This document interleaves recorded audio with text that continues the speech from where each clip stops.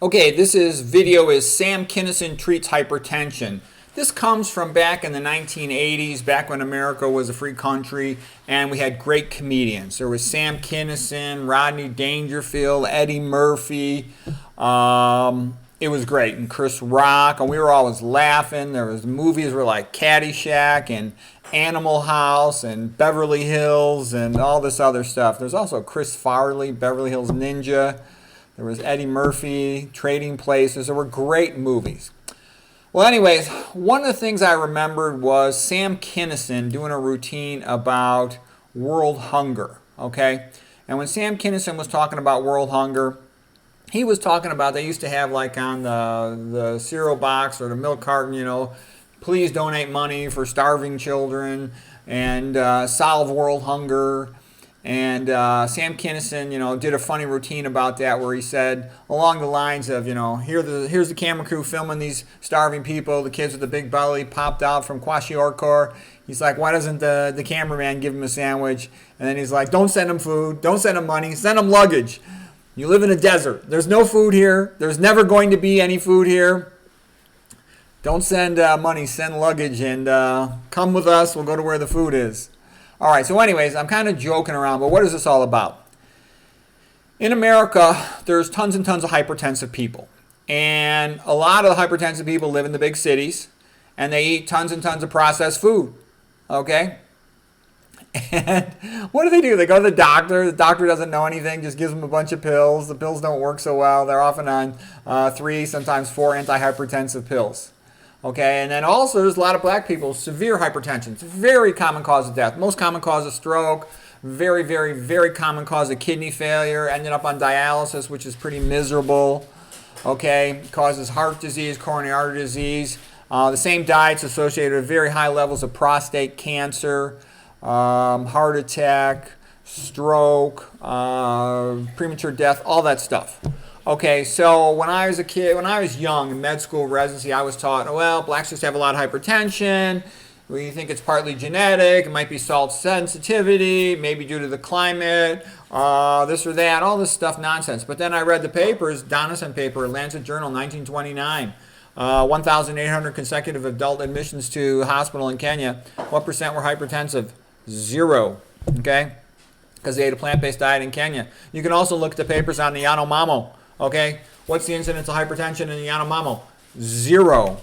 0, okay, because they eat a plant-based diet and they don't add any salt to their food. In Kenya, they also check the average blood pressure of men around the average age of 60, compare them with the Europeans. The European man had average BP of mild hypertension at 140/90. The average Kenyan man, age 60, had a BP of 105/67, okay? So what I'm trying to say, why am I getting all this? What was this metaphor with you live in a desert, there's no food here, there's nothing grows here, nothing's ever going to grow here? Because what I'm trying to say is modern people in a city, they live in a food desert. I'm not joking. They live in a food desert in the sense that they tend to eat lots and lots of processed food. When you have a processed food, they take out almost all the potassium and they add sodium to it as a preservative and to flavor it. So this idea of food desert, I don't mean this, and this is not racism, this is not socioeconomic disparity. This is processed food versus whole plant foods. Whole plant foods have a very high potassium and a very low sodium. Processed food's the opposite. It tends to have a high sodium and a low potassium. Well, that's the main cause of hypertension. Here's the best book ever written on hypertension.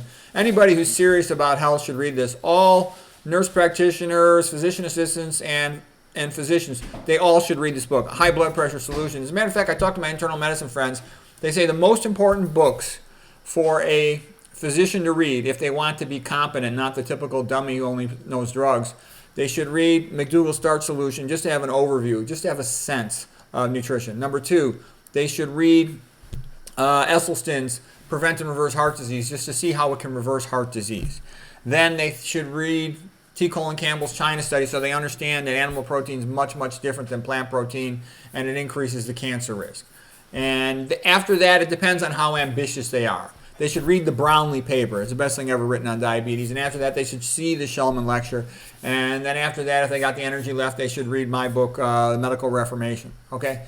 But anyways, the point of this book, High Blood Pressure Solution, is that what he said is that the black population Everyone always says, oh, they're salt sensitive. He says, that's a bunch of BS. They're not salt sensitive. They don't eat any more salt than any other of the major ethnic groups in the United States. He says their problem why they're hypertensive is they don't get hardly any potassium.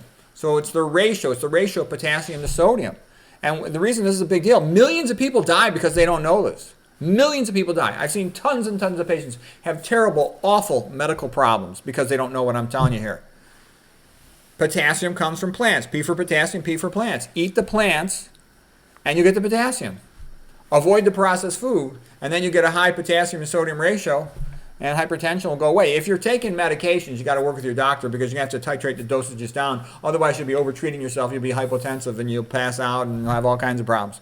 And the same thing with diabetic medications. Once you improve your diet, your diabetes medications will likely drop dramatically in dosage, and you got to work with your doctor, your healthcare provider to titrate these dosages. Otherwise, you'll end up, hypoglycemic and you'll pass out.